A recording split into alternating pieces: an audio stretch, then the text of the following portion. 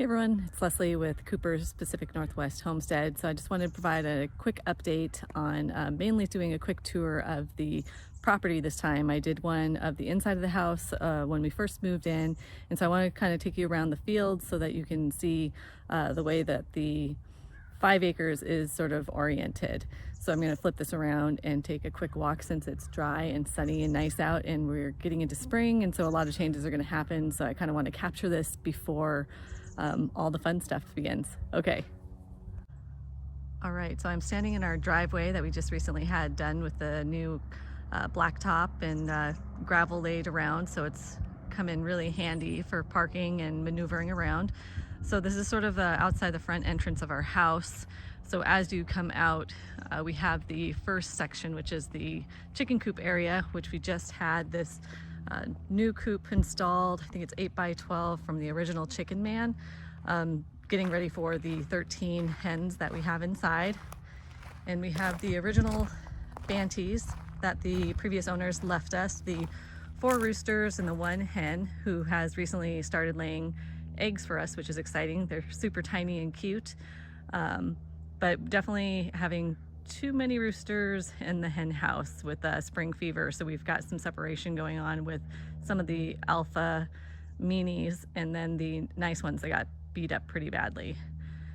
So this is sort of the first field, and it's quite large, so definitely can have a lot of ducks or chickens or different things going on in here. And then we have this large 3-stall barn that's sort of a newer structure right in between that and the rest of the fields. So this field right out here, and also I'm thinking about possibly doing like a little greenhouse right next to the barn right here for seed starting. This little kind of triangle wedge corner I think would be perfect to tuck that away. So then this field right here I'm kind of calling the meadow. So the grass is longer, it's got a lot of uneven ground with molehills and all the kind of debris that was piled up from yard work and mucking out the barns. So thinking about designating this just to kind of go as a meadow. I might grow some different bulbs and wildflowers in little groupings. I think that would be really pretty. Yesterday I saw a coyote running through this field. He was sort of over in this back corner and then ran through the corner over there into the neighbor's yard.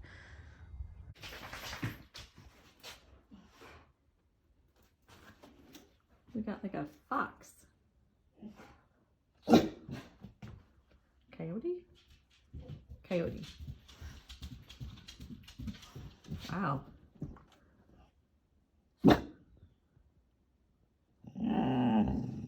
Mm-hmm.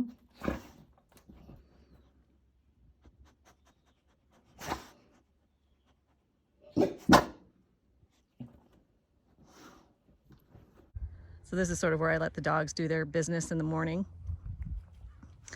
Looks like the previous owners had started a compost bin sort of in this corner, thinking about I might do some raised beds or some flower beds over here. I think some dahlias would be neat to have, or some other wildflowers. So looking at doing something like that in this field. And then I think this little structure over here was a duck house. Doesn't really have any windows or anything. It's kind of sketchy, so I think we're going to knock that down. I think it was a duck house though. And then this field over here I think is where they mainly had the alpacas previously. So this one will probably remain for livestock since it also has a barn structure with some stalls in there. Definitely the grass is getting longer now that the livestock is all gone, and we have the remnants of the beans, the alpaca manure. So we're thinking about goats, maybe sheep. I thought about a mini donkey. Don't really want to get anything that is going to live 65 years and I have to will to somebody. I'm also thinking about reaching out to some organizations and seeing if they need foster families. That way we can get some experience and assistance and try some different animals out. So that's the other field, and each of these are fenced and kind of cross fenced. And that's the structure over there that the alpacas were in. And then going into this field right here, which is mainly going to be the area where I'm planning on doing gardening.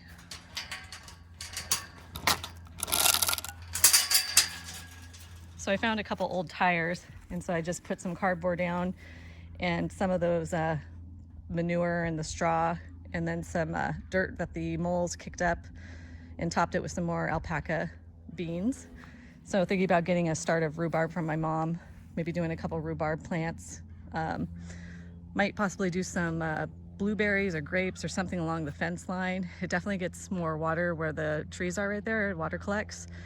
And then this whole section right here, right off the gate, I'll have a nice kind of pathway, keep that a wide pathway that I'll probably do mulch or something all the way to the other entrance over here. So when you come in, and then I have sort of a compost system happening here.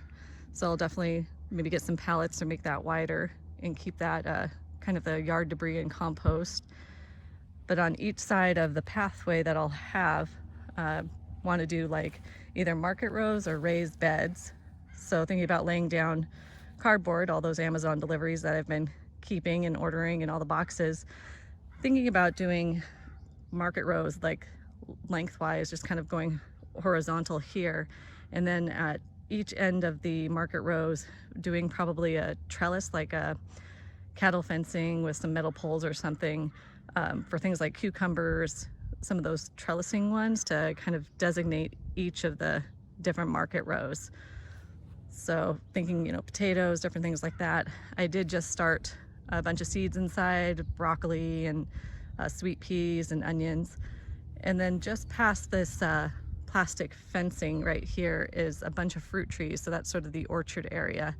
So have the vegetables and stuff growing up here, maybe some blueberry bushes and grapes or things like that against the fence line, orchard over there. And then down at the end where the road, our easement comes into the property, I'm thinking of lining sunflowers, trying to do sunflowers this year, and also a pumpkin patch. So looking excited or forward to having all the kiddos come in the fall and take what they want. Since last year I know we had issues with pumpkin patches and having to do reservations and different systems to get that experience. So that is the plan for this one. And then the road goes up and you kind of get to our house, and then just the main little section of the backyard there with our patio. So again, the property is 5 acres, and it's basically divided into 4 rectangle quadrants.